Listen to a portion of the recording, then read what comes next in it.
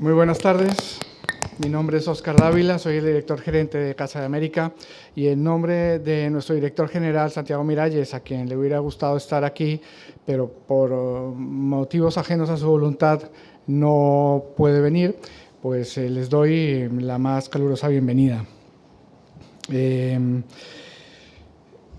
13 de octubre de 1992, 3 meses después de haberse inaugurado la Casa de América, tuvimos el placer de contar por primera vez con la participación del hoy Premio Cervantes 2017 maestro Sergio Ramírez en el seminario Hacia una comunidad del futuro. Desde entonces, su presencia en esta casa ha sido constante, en participación de muchísimas actividades, y es una de las razones para decirle al maestro Ramírez esta tarde, con todo el placer y el honor, bienvenido a su casa.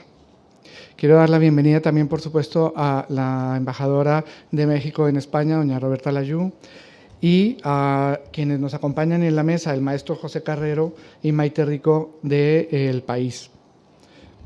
Por supuesto que a todos los presentes, una calurosa bienvenida, porque en una tarde como esta, previa a un puente largo, es de mucho agradecer la alta participación en este evento. No podía ser de otra forma, ya que tener la oportunidad de ver y escuchar al maestro Ramírez, pues es realmente un placer, ¿no?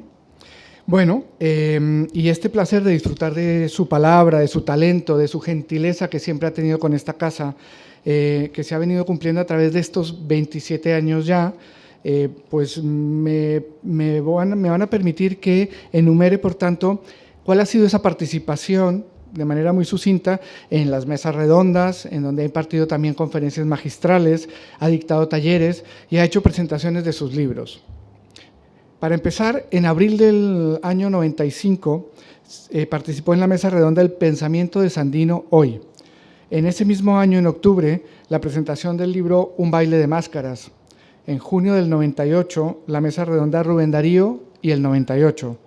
En octubre de ese mismo año, impartió el taller Literatura y verosimilitud de la mentira, las congruencias en el oficio de inventar. En noviembre del 2011, la conferencia Colonización, Metrópoli y Literatura del Caribe, en el Congreso Internacional Voces del Caribe. La presentación de Catalina y Catalina, y en junio del 2006, la presentación del libro El Reino Animal. En octubre del 2007, la conferencia magistral Pasiones de la Imaginación dentro del Festival de la Casa de América, Viva América. En marzo del 2009, la conversación en torno a la obra El cielo llora por mí. Y en abril de 2011, la presentación de La fugitiva. Por tanto, comprenderán que para la Casa de América resulta un honor y un placer escoger hoy al gran escritor nicaragüense en la presentación de la edición especial de su novela ¿Te dio miedo la sangre?, con motivo del Premio Cervantes 2017 que acaba de recibir de manos de Su Majestad el Rey. Permitidme también, antes de dar la palabra al maestro Carreño, que solo por mencionar parte de la biografía del maestro Ramírez, por todos conocido, pero recordaré simplemente que, bueno, nació en Mazatepe, Masaya, en Nicaragua. Su novela Castigo Divino, en el año 88, obtuvo el premio Dashiell Hammett en España y el Independent Press Award en Nueva York 2017.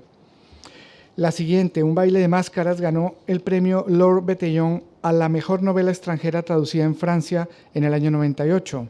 Margarita, está linda la mar, ganó el premio Alfaguara en 1998. Además del premio latinoamericano José María Arguedas, otorgado por la Casa de las Américas de Cuba. Otros de sus libros son Mentiras verdaderas, del 2001, los volúmenes de cuentos Catalina y Catalina, El reino animal, Flores oscuras, así como las novelas Sombras nada más, Mil y unas muertes, en el 2005, El cielo llora por mí, en el 2008, La fugitiva, en el 2011, que obtuvo el premio Bleu Métropole en Montreal, Canadá, en 2013, y Sara. La última de ellas es Ya nadie llora por mí, en el 2017. También ha publicado sus Memorias de la Revolución, Adiós muchachos, en 1999, El viejo arte de mentir, 2004, Puertos abiertos, antología de cuentos centroamericanos, Puertas abiertas, antología de poesía centroamericana y cuentos completos en el 2014. Ha recibido el Premio Iberoamericano de Letras José Donoso por el conjunto de su obra literaria, el Premio Internacional Carlos Fuentes a la creación literaria en idioma español en México en el 2014 y el Premio Miguel de Cervantes en España en el 2017. Ha sido traducido a más de 15 idiomas, es profesor visitante de la Universidad de Harvard, ha recibido la beca Guggenheim, lo mismo que la Orden de las Artes y las Letras en Francia, la Cruz al Mérito en Alemania y la Orden de Isabel la Católica en España. Es doctor honoris causa de la Universidad de Chile. Es presidente del Encuentro de Escritores Centroamérica Cuenta y director de la revista electrónica Carátula. Y créanme que podríamos haber seguido hablando más de su biografía, pero realmente es más interesante ahora oírle a él y a una mesa tan interesante como la que tenemos hoy. Así que, sin más, de nuevo, bienvenidos a la Casa de América, la casa de todos los americanos. Y, por favor, maestro Carreño, tiene usted la palabra. Muchas gracias. ¿Se oye? ¿Se escucha? Muchas gracias, Oscar Dávila, por esta bienvenida, por su anfitrionía. Muchísimas gracias. Por favor, transmítale nuestro agradecimiento, nuestra gratitud a Santiago Mirelles, que también apoya con tanto entusiasmo las actividades de nuestros países y específicamente del Fondo de Cultura Económica, a Ana María Rodríguez y a todo el equipo de Casa de América, que también han sido grandes soportes de intercambio cultural entre nuestros países. Me da muchísimo gusto saludar también a una vieja, bueno, no es vieja en la realidad, pero digamos una amiga de muchos años, que es Maite Rico, amiga, compañera, sus años. Saludar a una vieja. O sea que ya sabe hablar en mexicano, porque fueron muchos años los que pasó de corresponsal del país en México, ahora subdirectora del país. Muchas gracias, Maite. Con Bertrand de Lagrange, su compañero de vida también, era corresponsal de Le Monde en México también por muchísimos años. Querida Tulita, qué bueno que sigamos viéndonos por acá todos los días. El orgulloso nieto también, Carlos Fernando Schutzle, que también viene a apoyar esta presentación de su abuelo. Embajadora Layú, muchísimas gracias por acompañarnos. A todos, efectivamente, el reconocimiento por venir este viernes en la tarde y atrasar un poco su salida al puente del Día del Trabajo y de la Comunidad de Madrid.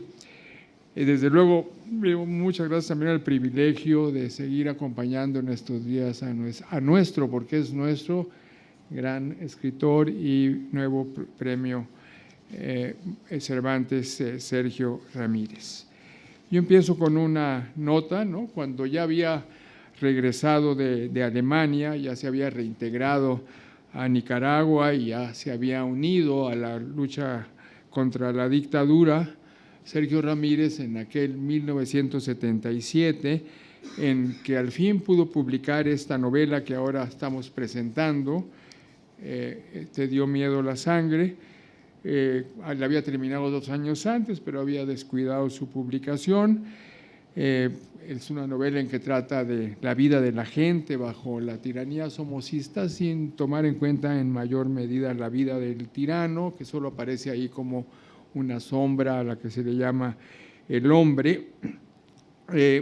Seguro, cuando esto ocurría hace 40 años, Sergio Ramírez no podía imaginar, a pesar de ser un escritor con una gran imaginación, que 40 años después del triunfo de la Revolución Sandinista le iba a dedicar el premio Cervantes, el que le entregó el rey Felipe VI el lunes, a las víctimas de la represión del régimen surgido de aquella lucha contra la dictadura, de aquella revolución deformada en tantos sentidos como el mismo Sergio lo ha descrito.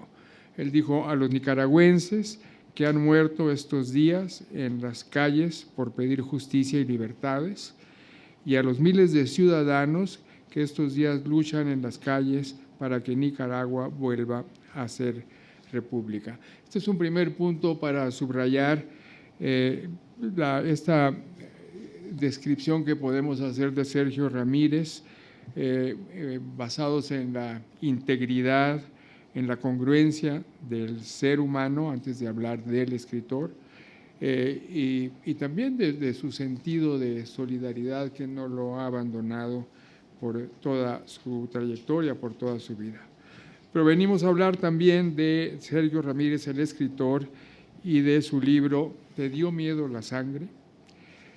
En este libro, con este libro, el Fondo de Cultura Económica, en coedición y en realidad en una alianza, es una coedición que es fruto de una ya muy larga y una duradera alianza con la Universidad de Alcalá de Henares. Llegamos ya al título número 42 de la Biblioteca Premio Cervantes, que está compuesta esta biblioteca con las obras que los galardonados eligen cada año al momento de recibir pues esta grata noticia de que han ganado el premio de literatura en lengua castellana Miguel de Cervantes. Y sí, desde lunes, Sergio, por mérito propio, convive con algunos de los más grandes escritores de buena parte del siglo XX y de lo que va del siglo XXI en el ancho mundo de la literatura en español, este inabarcable territorio de nuestro, pues, inapropiable, vamos a decir, idioma común, ya que Sergio ha dicho que el idioma no tiene dueño. Fíjense,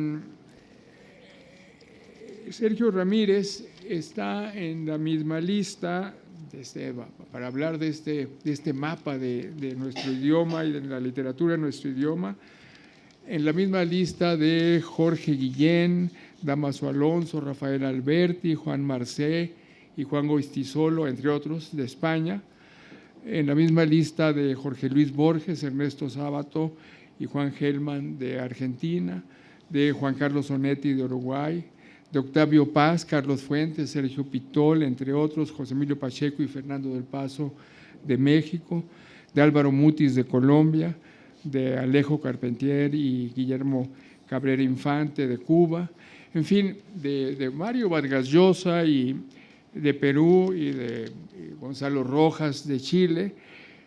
Y claro, faltarían aquí, como bien lo hizo notar Sergio en Alcalá de Henares, pues Juan Rulfo y García Márquez.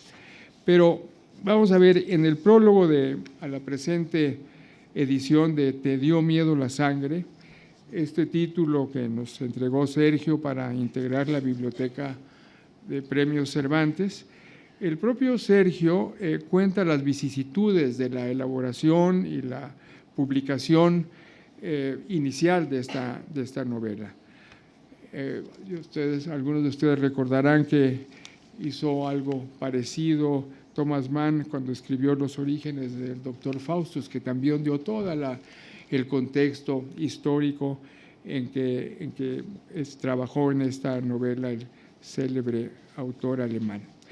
Y aquí el propio Sergio resume la temática. No les voy a hablar, no les voy a contar el libro, pero él hace una lista muy útil para ver un poco el entorno y el contenido y el contexto de la obra.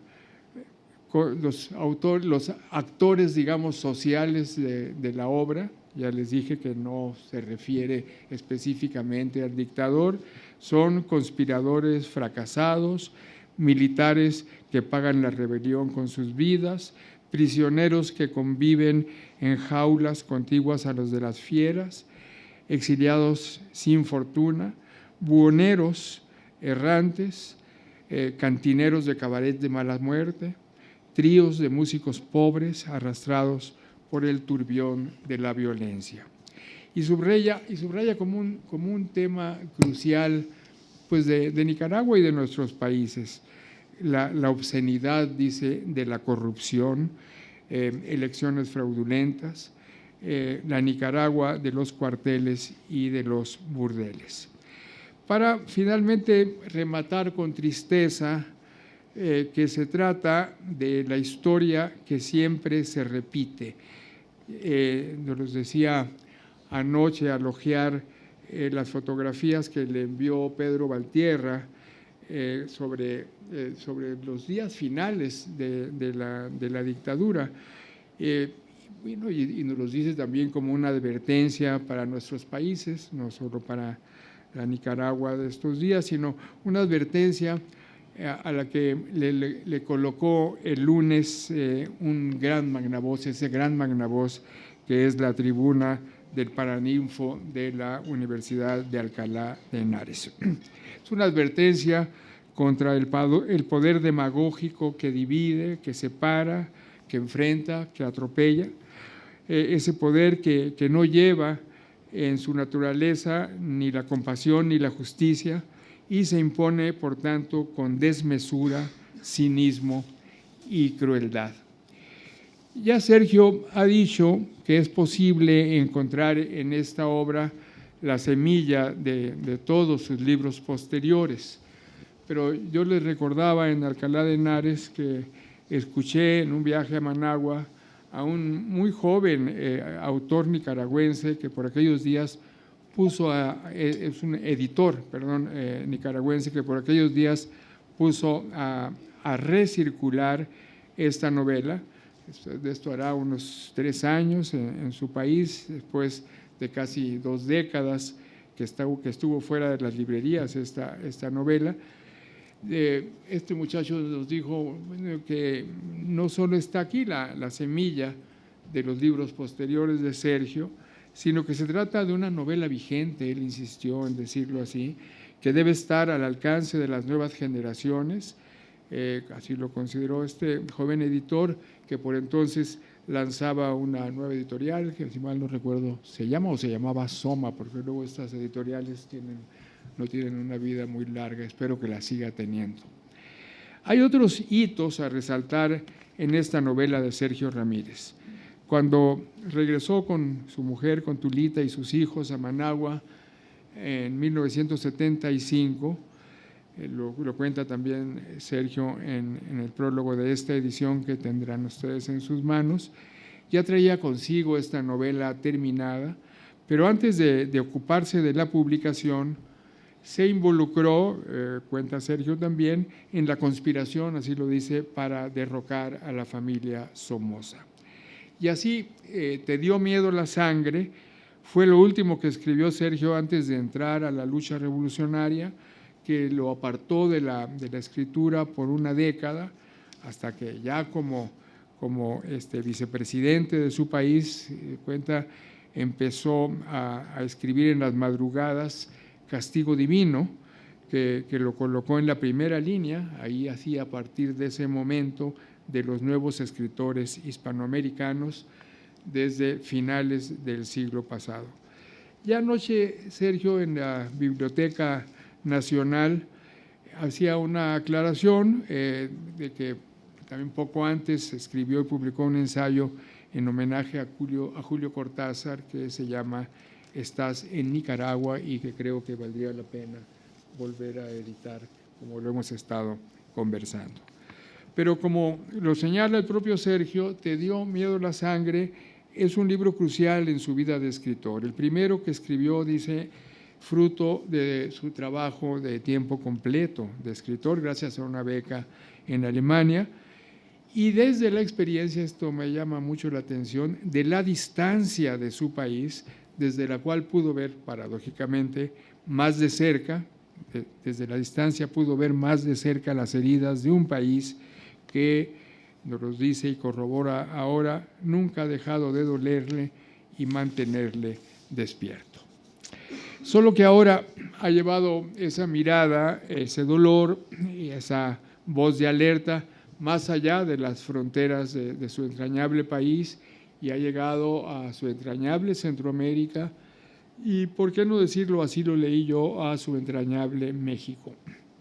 En sus palabras del lunes, después de recibir el premio Cervantes. Sergio nos describe una realidad de caudillos enlutados antes y caudillos como magos de feria hoy, disfrazados de libertadores que ofrecen remedios para todos los males. Y claro, la realidad también, obviamente, los menciona de los caudillos del narcotráfico, a los que describe como vestidos como reyes de baraja. Sergio dirige asimismo, por supuesto, una mirada de dolor sobre el exilio permanente de miles de centroamericanos hacia la frontera de Estados Unidos, impuesto por la marginación y la miseria, y el tren de la muerte, como lo describió, que atraviesa México con su eterno silbido de bestia herida, y la violencia como la más funesta de nuestras deidades, adorada en los altares de la Santa Muerte. En la conversación que compartimos en Alcalá el martes con Sergio, Juan Cruz encontraba una continuidad entre Te dio miedo la sangre y Adiós muchachos. Yo más bien encuentro que la mayoría de los libros de Sergio forman un continuum con una misma temática o con variables, pero finalmente en el centro está una misma temática, pero no porque se repitan, ni mucho menos, sino por lo contrario, precisamente, porque evolucionan de un libro a otro, maduran, se enriquecen y fluyen como madura el escritor, sin duda. Hoy estamos frente a un escritor de una madurez impresionante, y como cambian y fluyen las realidades que el escritor transforma en lo que él ha reivindicado en la plenitud de su libertad creadora. Con esta nueva edición de Te dio miedo la sangre, y esa formidable, realmente vale mucho la pena leerla, la va a publicar el Fondo de Cultura Económica también, esa pieza literaria combinada con la solidez de un discurso poderoso de orden político, de una política que yo decía que sí se atreve a decir su nombre. Me refiero al documento que nos entregó al recibir el premio Cervantes. Sergio Ramírez mantiene la congruencia de su divisa de que un escritor fiel a un credo oficial, a un sistema, a un pensamiento único, no puede participar de esa aventura diversa, contradictoria, cambiante, que es la novela, porque, como nos lo demuestra Sergio en esta novela y en todas las que lo siguieron, una novela es una conspiración permanente contra las verdades absolutas. Muchas gracias por esta novela, Sergio.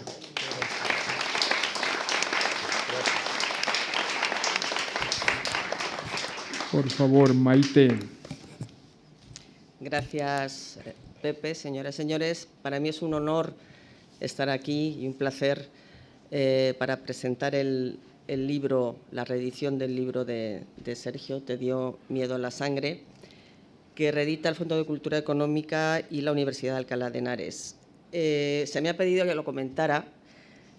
Yo en realidad no soy crítica literaria y para mí va a ser una tarea muy complicada analizar la novela desde esta perspectiva. Entonces, sí puedo comentar las sensaciones que me ha producido su lectura y las preguntas que me iba suscitando, y que voy a aprovechar que tengo aquí al autor para saciar mi curiosidad, sin acaparar tampoco las preguntas para que después haya oportunidad de que hablemos. Resumir el argumento puede ser tan simple como decir que, de manera muy simplificada, que es la historia de una rebelión en el año 54 contra la dictadura somocista que organizan unos miembros de la Guardia Nacional, cuyos dos ejes son dos personajes: por un lado el indio Larios, por otro Catalino López, amigos, brothers, masones, unidos por una deuda que Catalino contrajo con el indio en el momento en que éste le salva de un episodio militar deshonroso. El indio es uno de los conspiradores, el cabecilla, y Catalino, traicionando a su amigo, pues lo delata y lo persigue. Años después, estos conspiradores están en el exilio, el indio y otros compañeros en Guatemala, y quieren las circunstancias de que la muerte de Castillo Armas y su entierro vuelva a cruzar los destinos de Catalino y los conspiradores, que aprovechan para tramar una peculiar venganza contra el que ya es coronel, Catalino López. Esto sería la trama, digamos, más lineal. El propio Sergio, como también ha mencionado Pepe, explica que en realidad no es una novela sobre Nicaragua bajo la dictadura de la familia Somoza desde el origen de la dinastía, tras el asesinato de Sandino, pero no una novela sobre el dictador como figura fantasmagórica o como rareza zoológica, sino sobre la manera en que las vidas de las personas, lo quisieran o no, resultan modificadas o alteradas bajo el peso de una tiranía que se metía en los entresijos del entramado social y en la intimidad de las familias hasta descoyuntarlas. Es decir, que hay una trama, pero sobre todo es una novela sumamente compleja. Y eso es lo que yo querría iniciar. Bueno, antes que nada, antes de conseguir con mi análisis, me gustaría preguntarte por qué has escogido este título para que integre la Biblioteca Cervantes. Bueno, en primer lugar, Maite, te quiero dar las gracias por acompañarme en esta jornada, esta tarde. Dar las gracias a don Oscar Dávila, director gerente de la Casa de América, y por supuesto a Pepe Carreño, presidente del Fondo de Cultura Económica, la legendaria editorial mexicana. Hay un epígrafe que, para responder a Maite, hay un epígrafe que tiene la novela y que es un juego entre niños, un juego de niños, donde uno le pregunta al otro, ¿mató Chancho tu mamá? Y te dio miedo la sangre, y entonces cuando le pregunta, ¿te dio miedo la sangre?, le pasa la mano por los ojos y tiene que probar que no parpadea. Y si no parpadea es que no le dio miedo la sangre, ¿no? Bueno, esta tradición de los juegos y de las historias infantiles que cuentan tragedias, pues es muy vieja y no es solo americana, ¿no? Que hablan de la sangre, de la muerte, ¿no? Es también muy europea. No hay que olvidar que el lobo feroz se come a la caperucita, ¿no? Entonces, yo quería con esto comenzar a hablar de cómo a lo largo de la historia de Nicaragua la sangre ha sido este elemento tan permanente, que desde la independencia, que fue incruenta en 1821, la vida de Centroamérica se volvió cruenta. Es decir, entre 1821 y 1837 es una sucesión de guerras civiles, Morazán queriendo mantener la Federación Centroamericana y las fuerzas conservadoras queriendo destruir esta unión, hasta que viene la figura del general Carrera en Guatemala, que acaba con el sueño de la Federación. Pero esto ha costado muchísima sangre, y no hay historia sin sangre en Nicaragua. Ya reduciéndonos a Nicaragua, los periodos, digamos, pacíficos, democráticos, han sido muy breves en el país, de manera que esta es una historia escrita siempre con sangre, y nos hemos acostumbrado unas veces a tenerle miedo a la sangre y otras veces a perder ese miedo. Y el hecho de que hayas escogido este título para el libro, para integrar la Biblioteca Cervantes, ¿por qué lo has hecho? Quizás es un libro además que escribiste joven, con 33 años. Comentaba Pepe si hay en este libro la semilla de muchas cosas que hay después en tus posteriores trabajos. ¿Pensaste en esto a la hora de escoger el libro para integrar la Biblioteca Cervantes? Pues pensé más bien un libro al que yo mismo no le había hecho justicia, porque este libro era el fruto de mi empeño en ser escritor. Como yo lo cuento en el prólogo, yo tenía un cargo importante en Costa Rica, A los 28 años había sido electo por el voto de los 6 rectores de las universidades centroamericanas, secretario general del Consejo de Universidades Centroamericanas. Y yo renuncié a este cargo para irme a la incierta aventura de una beca que duraba 1 año en Alemania, y después de ese año ya no tenía yo ninguna certeza de lo que iba a pasar con mi vida. Y al mismo tiempo me ofrecieron una beca para estudiar una maestría en Administración Pública en la Universidad de Stanford, la Fundación Ford, y yo estaba admitido, había pasado el examen TOEFL y todo eso, pero yo escogí siempre irme a Alemania. Entonces yo considero que estaba haciendo una decisión muy profunda en mi vida. Y entonces cuando yo regresé a Nicaragua en el 75, después de vivir 2 años en Alemania, tomé otra decisión crucial, y es que me ofrecieron irme a París a trabajar en el Centro Pompidou como guionista de cine, porque se estaba abriendo el Centro Pompidou en ese año y habría un departamento de cine. Y yo escogí entre el Centro Pompidou y la Revolución.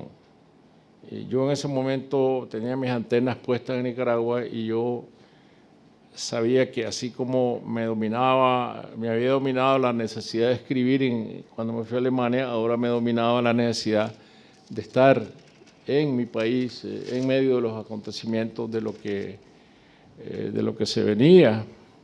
Y siempre con Tulita apoyándote. Sí, apoyándome mucho, sí. Siempre alguien cuerdo tiene que apoyar las locuras, ¿no? En la vida. Y yo siempre he dicho que ahora me aterroriza la idea de imaginar que yo me hubiera enterado de la caída de Somoza leyendo Le Monde. En París, ¿no? Saliendo al kiosco a comprar el periódico y decir cayó Somoza, yo viviendo en París y en Nicaragua ocurriendo lo que estaba ocurriendo. Entonces por eso digo, no le hice justicia a esta novela, porque yo salí corriendo para Nicaragua. Los derechos de la novela la compró la editorial Monte Ávila de Caracas, que era una editorial estatal, de la cual no se ocupaba de distribuir los libros. Después una señora que era como mi hada madrina descubrió una señora venezolana muy solidaria con Nicaragua, en la bodega de Monte Ávila, los paquetes enteros de libros, y me los fue llevando por paquetes a Nicaragua, ¿no? Nunca había circulado. Y la novela se salvó de alguna manera porque cuando vino el concurso Rómulo Gallegos de novela, y la novela concursó, no ganó, pero la defendió mucho en el jurado Carlos Barral. Y Carlos Barral la trajo, ya no existía Seis Barral, la mítica editorial del boom, pero él tenía una colección de libros del Fénice y la publicó allí. Y fue cuando la novela apareció en Barcelona. ¿Cuándo ha sido la última vez que la has releído? Pues antes de revisando las pruebas de esta edición. Bueno, yo tengo que comentar que no es un libro sencillo, algo que no es nuevo en la obra de Sergio Ramírez. Es un libro, yo diría, para paladear, porque exige una lectura reposada, atenta. Abarca 3 décadas virulentas, entre los años 30 y el 60. Es un cruce de vidas y geografías, porque son acontecimientos a lo largo de 3 décadas en 3 países, Nicaragua, Guatemala y Honduras. Implica pues, a un puñado de personajes con sus propias biografías. Cambian los escenarios, cambian también los narradores. Hay un narrador principal externo al que a veces suman sus voces algunos de los protagonistas, incluso a veces pues, en el mismo capítulo.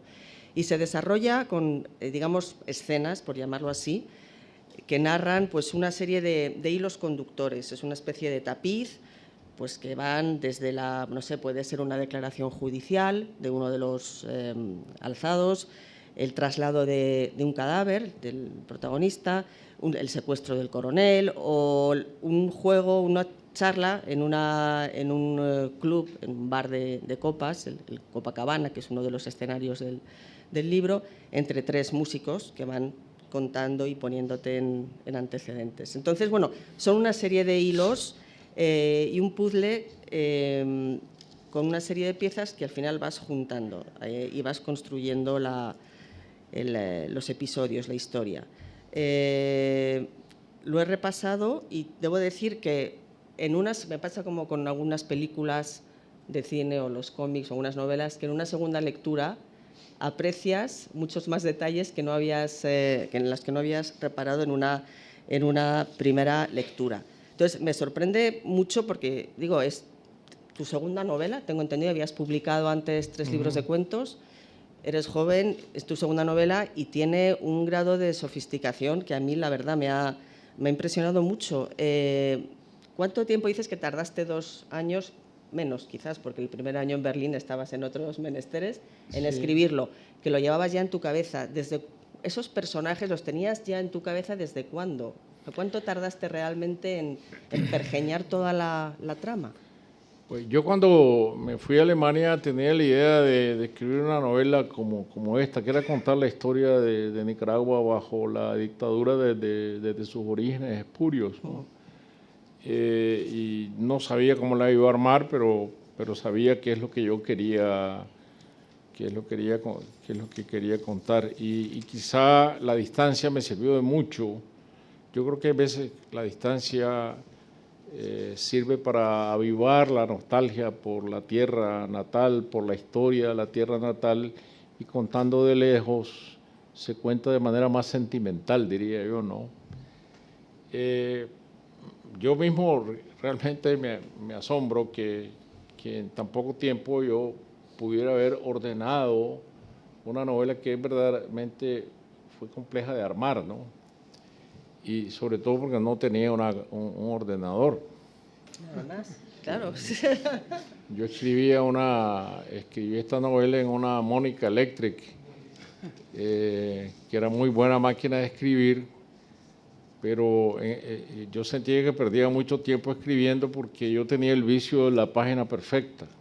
Esa es una de las preguntas que te iba a hacer. Y entonces yo metía la hoja en la máquina y si me equivocaba, tachaba, no me gustaba ver los borrones ni las tachaduras, entonces echaba la papelera, la hoja a la vuelta de la esquina había una papelería y el papelero era feliz conmigo, ¿no? Porque yo llegaba a comprar mazos de 500 hojas de papel cada vez con bastante frecuencia. Entonces, claro, hoy con el auxilio de la computadora, pues ya todos sabemos que se escribe más fácil, pero todavía me asombra más de que en el siglo XIX, con mala luz, un escritor pudiera escribir a mano y no perder la congruencia. Eso para mí es el milagro de la escritura, ¿no? Que una de estas señoras que escribía en la Inglaterra rural del siglo XIX, con mala luz, con mala ventilación, con frío, pudiera escribirse 600, 800 páginas y no equivocar nombres, no equivocar acontecimientos, ¿no? Eso me parece que es la verdadera clave de la escritura. Y verdaderamente, como tú dices, Maite, no fueron 2 años porque cuando yo llegué a Alemania tenía el compromiso de escribir un ensayo para la editorial Siglo XXI de México, para un libro que se iba a llamar Centroamérica Hoy, que tenía ensayos sobre sociología, historia, economía, y el mío era la cultura. Y entonces yo pasé 3 meses metido en el Instituto Iberoamericano de Berlín, que quedaba en un palacete en Steglitz, donde se había filmado Cabaret de Liza Minnelli hacía poquito, ¿no? Y allí estaba todo lo que uno pudiera encontrar buscar sobre Centroamérica, desde las guías telefónicas a los folletos más insignificantes. Y eso me sirvió a mí para escribir este ensayo, pero bueno, ahí íbamos 3 meses perdidos. Y después yo tenía que aprender alemán. Y yo tenía muy militarmente un profesor a las 8 de la mañana en mi casa que se iba a las 10. Y de 8 a 10 yo tenía todos los días que sentarme con este profesor, además que me dejaba como tarea ver la televisión para aprender alemán, ¿no? Entonces yo debo haber comenzado con esta novela en diciembre del 73. Se me acabó el tiempo, porque la beca era solo de un año. Y entonces milagrosamente conseguí quedarme otro año gracias a otra beca que me dio un instituto científico de Renania-Westfalia que era la Fundación Heinz, Hertz, Fundación Hertz, científico que inventó los hercios y los megahercios, ¿no? Y bueno, terminé la novela y el primero que la leyó fue Antonio Skármeta, porque él estaba exiliado en Alemania después del golpe en Chile y fue el primero con el que comenté el manuscrito. Es una novela muy detallista, muy descriptiva, se recrea en descripciones de lugares, en paisajes, ambientes, y la sensación que da es que ha supuesto un esfuerzo muy grande en la búsqueda de palabras, casi una labor de orfebrería. Y yo pensaba en Álvaro Mutis, porque una vez que le entrevisté, que me decía que para él escribir era un proceso, no sé si doloroso, pero sí trabajoso. Decía que él se rompía los fundamentos peleándose con el idioma. Y de alguna manera el libro me ha hecho pensar en él, porque creo que, no sé si eres, y ahí es mi pregunta, si repasas, corriges mucho, pero creo que es un trabajo de orfebre el que hay detrás de esta y de otras novelas tuyas. ¿Cuál es el proceso de escritura? ¿Cuánto tardas en...? ¿Eres de los que escriben y luego, yo qué sé, X número de páginas las revisas y las corriges, o te detienes con cada frase, con cada palabra? Yo creo que sí, la palabra trabajo de orfebrería, el concepto de orfebrería me parece muy correcto, ¿no? El proceso de escritura en prosa es complejo. Primero, tú dejas ir la imaginación, escribes un párrafo, una página, 2 páginas, 3 páginas en una mañana. Después viene ese proceso lento de corrección, de ir modificando lo escrito en base a la necesidad de la expresión del idioma, porque no siempre lo que uno imagina coincide con las palabras precisas para describir lo imaginado. Es lo que Rubén Darío decía: yo persigo una forma que no encuentra mi estilo. Entonces esa persecución eterna de la forma, del estilo, es lo que es la escritura. O cuando Octavio Paz hablaba de dominar las palabras, de hacerlas chillar, decía chi en putas. Esa lucha, ¿no? Y yo comentaba anoche, quizás no recuerdo cuál de estas noches, que cuando yo creo que ya he conseguido un párrafo, lo que hago es leerlo en voz alta. Me lo leo a mí mismo en voz alta a ver cómo suena, porque lo que no suena no puede funcionar. Entonces esto tiene una melodía, si tiene un ritmo. Si me presta el libro, yo ¿cómo empieza la novela? Me recuerda mucho, y claro, la escritura se repite. Lástima que no tenemos aquí un ejemplar de Ya nadie llora por mí, porque como empieza yo me he dado cuenta que este párrafo se parece mucho al párrafo inicial de mi última novela, porque es una ambición por los colores, por ejemplo, ¿no? Y vamos a ver, la novela empieza en Guatemala, en la Sexta Avenida de Guatemala, que es un escenario que yo conocía porque por mi trabajo en las universidades centroamericanas me tocaba viajar muy a menudo. Y entonces me hospedaba en un hotelito que se llamaba el Hotel Panamericano, en la Sexta Avenida. Y yo me recorría la Sexta Avenida, la Plaza Mayor con la catedral, etcétera, y conocía estos lugares donde estos exiliados se disfrazan de agentes de... bueno, muchas gracias. Se disfraza, uno de ellos se disfraza del jilguero, Sí. se disfraza de agente de colocador de vedetes para cabaret, porque el coronel tiene un negocio de cabaret, de un cabaret en Nicaragua. Y entonces él se está lustrando los zapatos. En uno de esos se está boleando, como decimos en México, ¿no? Y entonces la novela comienza: rojo, sangre, azul marino, verde, botella. Repasó el jilguero mientras aguardaba, contando los vidrios emplomados de la mampara que al fondo del salón de lustre se abría sobre sus goznes hacia las profundidades del billar, café oscuro, amarillo, oro y otra vez rojo sangre. Y el turco, que regresa a inspeccionar el puesto de guardia al otro lado de la cañada, se queda de pie junto a la hoguera ya casi extinguida del campamento y le dice al jilguero que se acuerde, visto desde la acera de enfrente a esa hora del mediodía, el jardín de Italia parecía una gruta, que se acuerde que a través del hueco de aquel viejo zaguán de la Sexta Avenida, las paredes repasadas con una mano de pintura de aceite brillaban escamosas, reflejando la luz de las lámparas fluorescentes suspendidas del cielo raso, los lustradores sumergidos en ellas de rodillas en el gastado piso de mosaicos frente a los tronos de palo.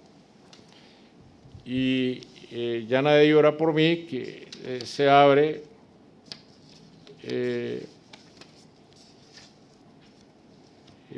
con este párrafo que dice: el venerable Lada había pasado del azul celeste al azul de Prusia al salir del taller donde operaron milagros en la carrocería agujereada por las balas en el atentado de tantos años atrás donde perdiera la vida Lord Dixon.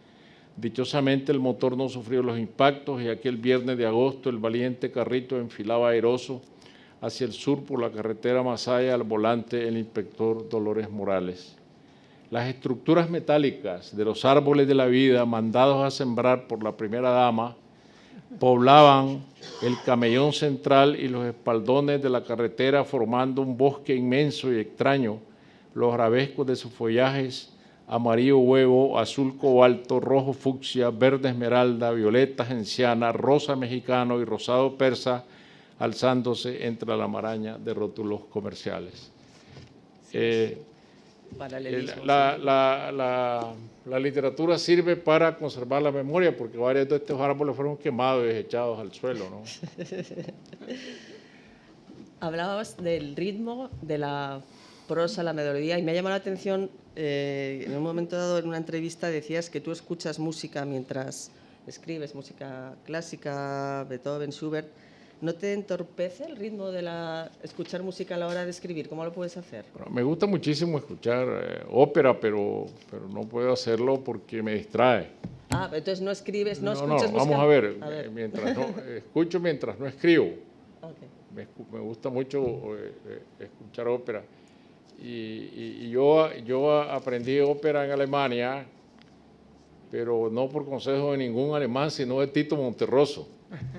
Porque una vez llegó a Alemania, se hospedó con nosotros en la casa y empezó a hablarme de la ópera. Le digo, pues la ópera es aburridísima. No, estás equivocado. Me comenzó a dar unas indicaciones para empezar a escuchar ópera. Y gracias a Tito Monterroso, ¿quién iba a decirlo yo? Soy fan de la ópera, ¿no? Pero no puedo hacerlo mientras escribo. Tampoco puedo escuchar una sinfonía. Yo escucho mucho a Mahler, por ejemplo, pero Mahler me descompone mucho, ¿no? Entonces me tensa, me entristece y entonces no puedo hacerlo. Entonces Schubert no me molesta. Yo puedo escuchar el quinteto de Schubert 1000 veces, o puedo escuchar el triple concierto de Beethoven y claro, a un volumen no muy ofensivo, ¿no? Claro que yo sé que la música es incompatible con todo lo demás.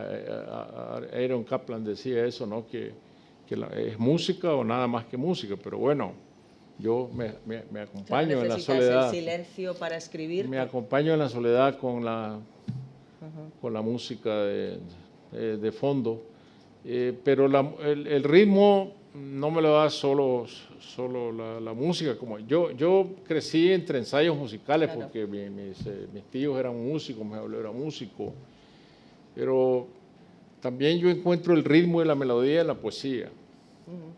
Yo cuando voy a empezar a escribir una novela lo que leo es poesía, porque ahí está todo, está el metro, esto tiene un metro, la prosa tiene un metro, tiene una cadencia, tiene entradas sinfónicas, tiene solos de violín o de piano, depende de lo que uno esté escribiendo, ¿no? Hablábamos, otra de las sensaciones ideas que me ha generado la lectura del libro, es que es un libro, más que de tramas, yo diría que es un libro de personajes, ¿no? De personajes memorables. Están los dos ejes de los que hablaba antes, el indio Larios, un personaje idealista, soñador, buena persona, que termina pues como un forajido, exiliado en la pobreza, y Catalino López, una revista mediocre, de escasa inteligencia, que termina pues aferrado, unido al poder y acaba sus días pues en la riqueza. Y junto a ellos pues es un desfile de personajes que componen un caleidoscopio desencantado, yo diría. Es un libro escrito sin duda con humor, pero agridulce, un libro triste, ¿no? De sueños rotos, de vidas rotas, con episodios hilarantes, sin duda. Y ahí te quería preguntar, por ejemplo, el episodio del baile que organiza el Indio Larios con los oficiales guatemaltecos, pues para agasajar a las hijas de los oficiales gringos que están en Nicaragua, y que es muy gracioso porque les obliga a aprender a bailar foxtrot entre ellos. ¿Eso ha ocurrido alguna vez de verdad o se te ocurrió? Quiero decir, ¿tiene alguno de estos episodios, por ejemplo? Bueno, ese episodio no, pero yo me imaginé vamos a ver el humor que tenía poner a unos soldados oficiales de la Guardia Nacional que quieren impresionar a las niñas, hijas de los oficiales gringos, dándoles un baile. Como no saben bailar, son gente de clase baja, muchos de ellos campesinos, y este Indio Lario es el jefe intelectual de todos ellos. Ponen una victrola y entonces los enseña a bailar, bailando entre hombres, bailando entre los mismos oficiales, ¿no? Y luego a los pobres les lo sale todo del cómico al lado revés. de lo terrible, ¿no? Porque Sí. dentro del ejército de Somoza hay las dos cosas. Ahora, estos personajes, algunos la mayoría de estos personajes pertenecen al folclore político del país, a mi oído, del folclore político. Todo lo que está aquí ocurrió alguna vez de alguna manera, ¿no? La elección de las Misses, por ejemplo, Claro, de Miss Nicaragua, la eso, votación que termina casi en una eso guerra yo lo civil. recuerdo perfectamente, porque yo tenía 11, 12 años cuando era la primera vez que se iba a elegir Miss Nicaragua. Y entonces se hizo en el periódico de Somoza, que eran novedades, aparecían unos cupones, que eran los votos. Y entonces la gente recortaba el cupón y los iba a dejar a unas urnas. Y había dos candidatas. Y los nombres reales, una se llamaba Carol Prado, que era hija de un periodista de la prensa, que era Carol Cabrales. Y el padre León Cabrales era periodista de la prensa, que era el periódico enemigo de Somoza. Y la candidata Rosa Argentina Lacayo era hija de un coronel de la Guardia Nacional. Entonces la elección se politizó porque el viejo Somoza se puso del lado de la hija de su coronel y se robó las elecciones de Miss Nicaragua porque falsificaban los votos, rellenaban las urnas con los votos, ¿no? Es decir, se robaba las elecciones para ser electo él y se robaba las elecciones de Miss Nicaragua. Entonces, y al mismo tiempo metía a los prisioneros en las aulas al lado de las fieras. Eso te iba a preguntar también por ese episodio. Sí, eso era el viejo Somoza. Eso es real. Se robaba unas elecciones de Miss Nicaragua y metía, sí, pero Joaquín Chamorro estuvo prisionero en una jaula y al otro lado había un león. Y él tenía que pegarse a un costado de la jaula porque el león no le daban de comer tampoco al león para que se pusiera más furioso. ¿Y el prostíbulo, el burdel de la Sinventura de Mixco, Guatemala, existió? ¿O es tu imaginación? Pues algún tipo de burdel como ese tiene que haber existido, Hombre, ¿no? que fuera el favorito en de Ubico. Guatemala, sí. El de Ubico. El favorito de Ubico sí tenía. Ubico sus burdeles favoritos. Todo esto es parte de una mitología que tiene raíces en la realidad. Uno de los episodios que más me impresiona de la historia de Nicaragua es cuando Somoza manda a asesinar a Sandino y lo asesinan en esta conspiración en Managua y al mismo tiempo da la orden de exterminar a los sandinistas que quedan en Huihuilí, que es una cooperativa junto al río Coco, en el norte, en la frontera con Honduras. Y de este exterminio se salva nada más el general Pedro Altamirano, que dura 5 años en la resistencia, ya casi solito hasta que lo matan. Y cuando le dicen a Somoza por un telegrama que lo han matado, él ordena que le lleven la cabeza. Eso también Eso está en la novela, pero está en la realidad. Uh-huh. Y le llevan, la meten en la cabeza en un saco de cal, se la llevan a Somoza y él sacan la cabeza del saco de cal, la tiran al suelo y después la dejan empalada o colgada en el patio del Campo de Marte para que todo el mundo vea la cabeza de Pedro Altamirano. Pero es lo mismo que hacen con Hidalgo, ¿no? Con Hidalgo. Sí. Claro.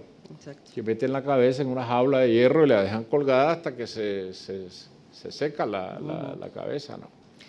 Los personajes, como digo, yo creo que es una novela de personajes, de perfiles fascinantes, curiosos, trágicos, divertidos algunos.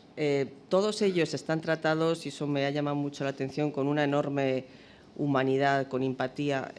Incluso el más abyecto, que es el coronel Catalino López, incluso con él en un momento dado le das voz. Y, hombre, eso no lo hace no lo hace menos odioso, pero sí te permite explicarte al personaje. Digamos que hay un cariño esencial con los personajes, sobre todo con yo diría, el indio Larios. Y lo que me llama la atención, leyendo una entrevista que diste al País en el año 2015, decías, la mayor revolución es tratar de ver el mundo como lo ve el otro. Es decir, que hablas de la empatía como la gran revolución, y aquí en esta novela, de tu segunda novela, ya hay esa empatía, o sea, da la impresión de que no es una conclusión a la que has llegado en 2015 después de tu vida, sino que ya muy al principio hay ese principio como de empatía, ¿no? Muy en el origen tuyo, de tu obra y posiblemente, claro, de tu personalidad. La importancia de la empatía y de escuchar al otro. Bueno, yo en primer lugar le he tenido mucho miedo a las novelas donde los personajes son buenos o son malos. Que unos están pintados en blanco y otros están pintados en negro, ¿no? Y esas novelas son muy simples de escribir, los malvados contra los buenos. La verdad es que todos tenemos de ángeles y demonios, ¿no? Bueno, el problema es que algunas veces se pasa la dosis de demonio en algunos, ¿no? Pero tenemos esa tentación siempre entre el bien y el mal, y los peores malvados son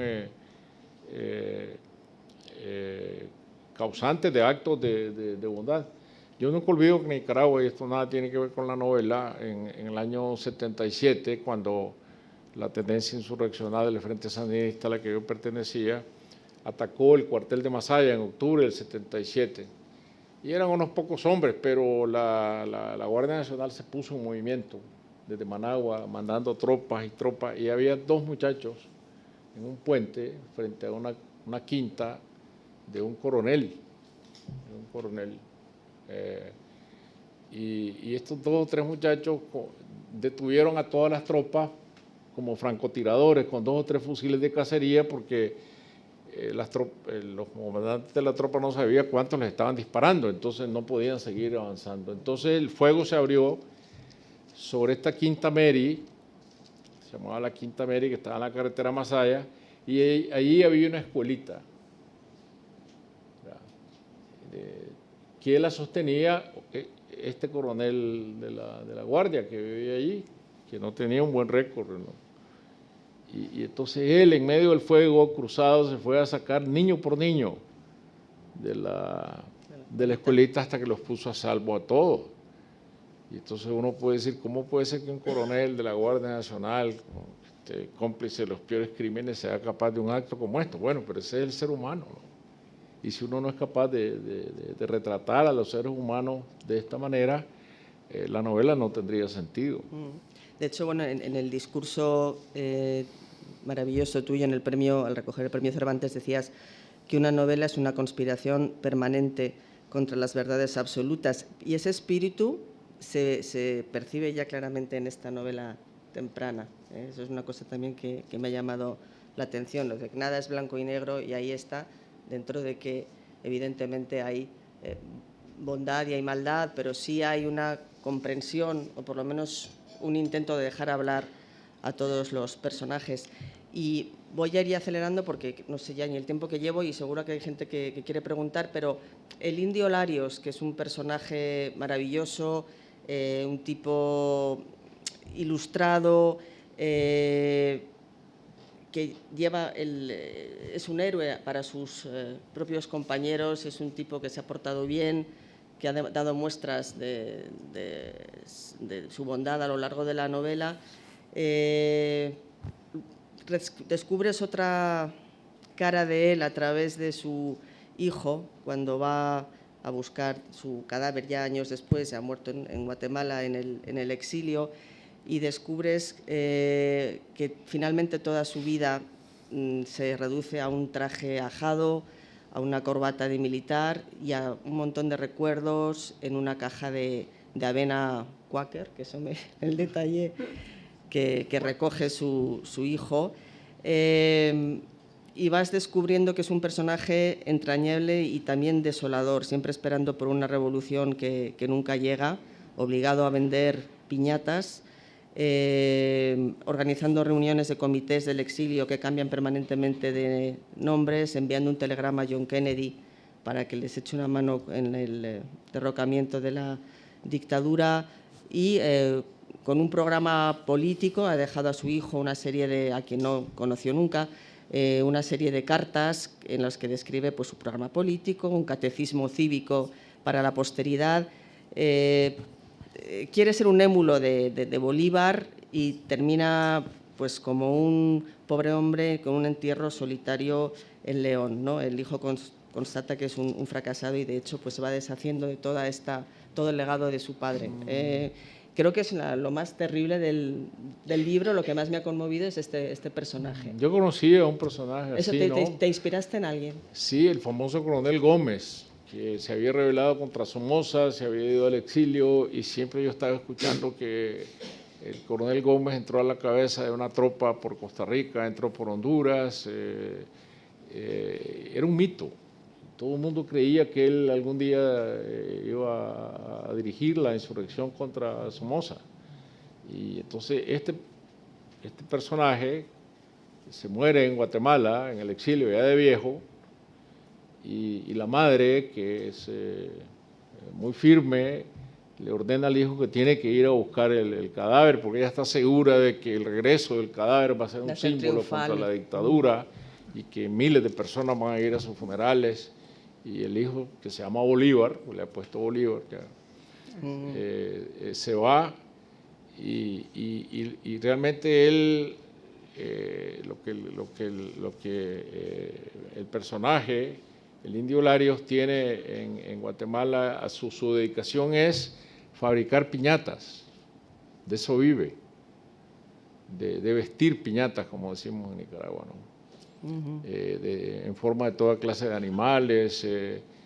Entonces el contraste mayor puede ser entre alguien que en el mito popular es un héroe que se dedica al oficio tan inofensivo de hacer piñatas en Guatemala y sobrevivir.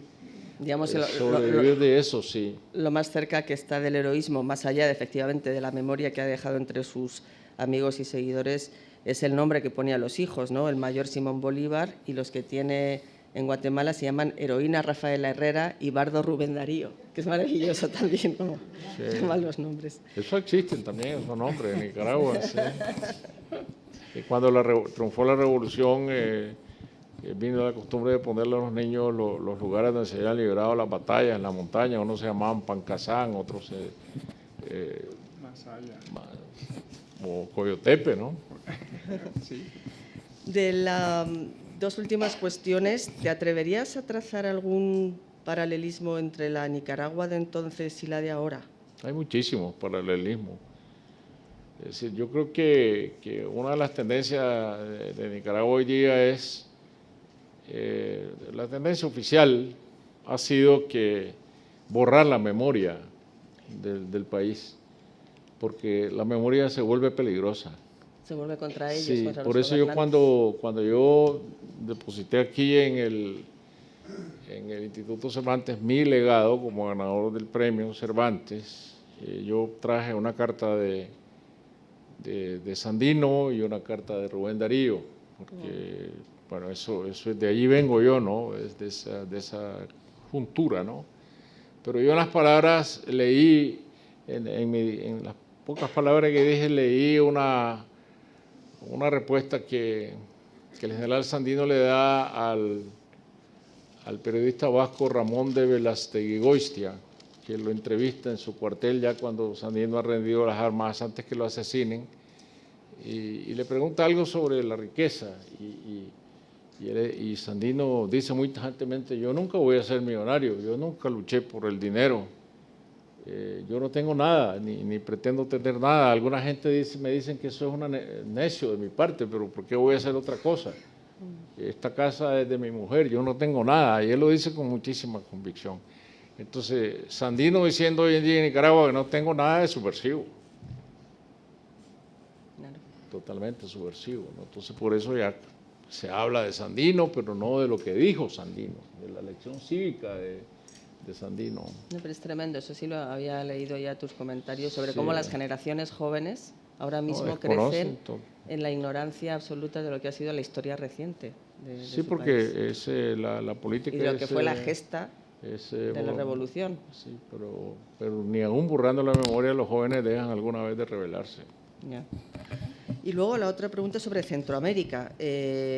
Ya no hay, salvo justamente Nicaragua, digamos, no hay dictaduras, ha habido un periodo de transición, pero ¿por qué sigue siendo una región tan desilvanada? O sea, da la impresión, ahora está sacudida por la violencia, da la impresión de estar siempre caminando en círculo. ¿Dónde sitúas tú el origen del problema? ¿Qué pasa con Centroamérica? Yo creo que para mí la raíz de este desilvanamiento viene de la debilidad institucional que siempre hemos sufrido. En Centroamérica ha sido incapaz de construir instituciones firmes y siempre las personas han dominado las instituciones y no las instituciones a las personas, ¿no? Es muy fácil para alguien que llega al poder comprar poder, sometiendo jueces, sometiendo magistrados, sometiendo a los que cuentan los votos. Es decir, hacerse el poder es muy fácil, solo se necesitan dos cosas: dinero y cinismo. Y entonces te haces de todo, ¿no? Te haces con todo el poder muy rápidamente y destruyes lo poco que ha habido en el progreso institucional. Y la corrupción, que es tan terrible, bueno, no solo en Centroamérica, en América Latina, pero parecería que la corrupción es hermana gemela de la democracia, lo cual es absurdo, pero eso es así. Los presidentes electos, yo te cuento en Centroamérica 12, 15 presidentes electos procesados por corrupción, no son dictadores que tomaron el poder por un golpe de Estado, sino personas que han sido electas con la confianza popular y se vuelven corruptos de primera marca. Y esto nada tiene que ver con las ideologías. No. Esto está más allá de las ideologías. La naturaleza humana, más que las ideologías. Muchas gracias, Maite. Buena lectura, buena lectora de la novela, periodista de excelencia que se prepara a fondo y a conciencia para entrevistar a un personaje como Sergio Ramírez. Y muchas gracias, Sergio, por esta conversación, estas respuestas espontáneas, sinceras, también de alta pedagogía literaria y política. No sé, Óscar, si tenemos tiempo para recibir un par de preguntas. Y si Sergio quiera, porque también… No, por supuesto, claro. Porque también lo hemos fatigado mucho esta semana. Aprovechen porque esta es mi última intervención. Aprovechen para exprimir lo último que nos queda, que le queda a Sergio. Allá atrás. Alguien tuvo compasión, creo, o alguien va. Bueno. Hola, ¿qué tal? Bueno, yo quería preguntarte por No la nos novela… dices, ¿no te identificas, por favor? Hola, soy Alejandro Espinosa, mexicano, gran lector tuyo desde hace mucho. Yo quería preguntarte por la novela Margarita está linda la mar, que era un libro muy importante para mi abuela, que me lo obligó a leer cuando yo era niño y, bueno, joven, y establecimos un diálogo muy importante con ese libro y en torno a la figura de Rubén Darío. Pero lo que te dio a leer tu abuela es el poema, ¿no? No, la novela, el la premio novela, Alfaguara qué bueno. reciente en ese momento. Pero claro, ya conocía el poema, ¿no? Claro. Y bueno, me interesó un poco cómo fue la recreación de la figura de Rubén Darío y qué tanto fue investigación y qué tanto imaginación de tu parte vincular esos temas políticos pero poéticos y cómo está esa relación. No sé, es una novela. Investigación muchísima. Yo pasé investigando muchos años a Rubén Darío porque siempre me fascinó como personaje. Y yo lo dije en el discurso, que un poeta funde una nación, eso es completamente anormal, ¿no? Las naciones fueron fundadas en América Latina por generales, mariscales a caballo, pero no por un poeta a pie, ¿no? Sin segundo traje que ponerse. Entonces esa figura me fascinó desde niño. Darío estaba en Nicaragua en los billetes, estaba en un billete de alta denominación, el billete de 500 córdobas, pero Somoza estaba en el de 1000. Entonces él sabía establecer las categorías, ¿no? Y mi pregunta siempre fue, ¿quién es esta persona? ¿No? Y me dediqué a meterme adentro. Y yo llegué de él. Y yo tengo un archivo con unas 2000 fichas sobre Darío. Donde yo tengo hasta la medida de la cabeza de Darío, qué número de sombrero usaba, todas las direcciones donde vivió en París. Yo en París me fui dirección por dirección a fotografiar las casas, a ver si había placa, si no había placa. Ahora el Instituto Cervantes ha hecho una cosa muy linda que es la ruta de Rubén Darío por París, que uno puede seguir por internet, como la de Cortázar, como la de Octavio Paz. Y en fin, me metí dentro de Darío a ver quién era este personaje y por qué su regreso triunfal a Nicaragua. Porque ese era otro misterio para mí. Nicaragua era un país de analfabetos en 1907 y Darío se convierte en un héroe y vuelve como un héroe, al punto que cuando baja del tren en León la gente se abalanza sobre el coche de caballo enflorado donde lo van a llevar por las calles. Quitan quitan los caballos y la gente se pega a las varas y lleva el carro, jala el carro en homenaje, ¿no? Entonces es el héroe que regresa, ¿no? El héroe que regresa. Pero cuando regresa a morir, regresa a medianoche, regresa en silencio. El tren no pita ni siquiera. Y lo llevan a la gente que lo había celebrado, ya no lo recibe.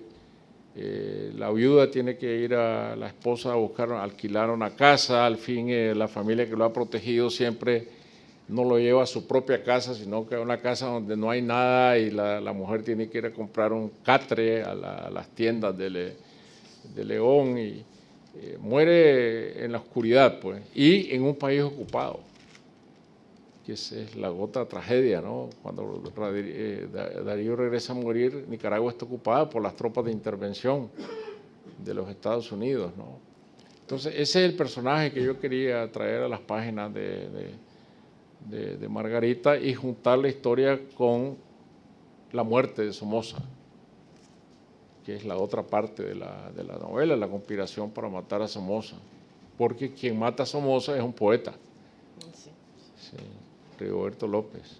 Es que Nicaragua es país de poetas. Hay poetas para todo, ¿no? ¿Alguna otra pregunta? Hay dos y ya. Bueno,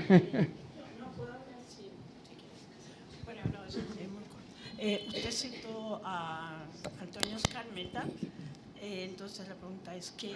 No se escucha, ¿eh? Y por favor, y se identifica, por favor. Disculpe. Dale un botoncito para arriba ahí. Soy Magali Chamorro, de Chile y de España. Entonces, mi pregunta es, sí, nicaragüense, es si usted siguió teniendo contacto con Antonio Skármeta y con otros, o con algunos otros escritores chilenos. Y bueno, eso en primer lugar. Y luego, en segundo, respecto a la situación hoy en día en Nicaragua que se ve, se percibe en los medios de comunicación tan convulsa, con manifestaciones, con muertos, es decir, ¿cómo lo percibe usted como nicaragüense de origen? Porque bueno, hoy en día con lo de las noticias, pues tenemos siempre las dudas. Es decir, ¿es verdad o esto está manipulado o es una fake news? Gracias. ¿Cómo no? Con mucho gusto. Yo tengo muchísima amistad siempre con Antonio Skármeta, desde los días de Berlín. También hice mucha amistad cuando llegó exiliado Ariel Dorfman, amistad con él. Luego con otras generaciones de escritores, como más jóvenes que yo, como Carlos Franz. En fin, estoy muy cercano de los escritores chilenos. Ahora, yo creo que en Nicaragua las cosas son peor de lo que podemos imaginarnos, ¿no? La cuenta de los muertos ocurridos en estos días de resistencia o de alzamiento o desarmado, como lo queramos llamar, ya va llegando a 70, porque han identificado en las morgues a muchos muchachos que estaban desaparecidos, ¿no? Entonces, esto ha sido una cosa realmente terrible, pero a este costo yo creo que la situación cambió definitivamente. Es decir, de un estado de catalepsia que había en el país se pasó a un despertar de la conciencia ciudadana. Ya el país no será el mismo en adelante.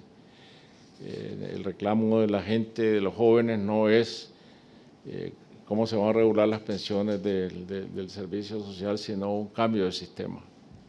Y por supuesto que eso no se va a dar de la noche a la mañana, pero estoy absolutamente seguro que se va a dar. Aquí hay una última pregunta. Hola, Sergio. Soy Raquel López, de Alicante, y te he oído comentar varias veces que tus inicios como lector fueron de cuentos, que tus inicios como escritor te interesaban los cuentos, que además tenías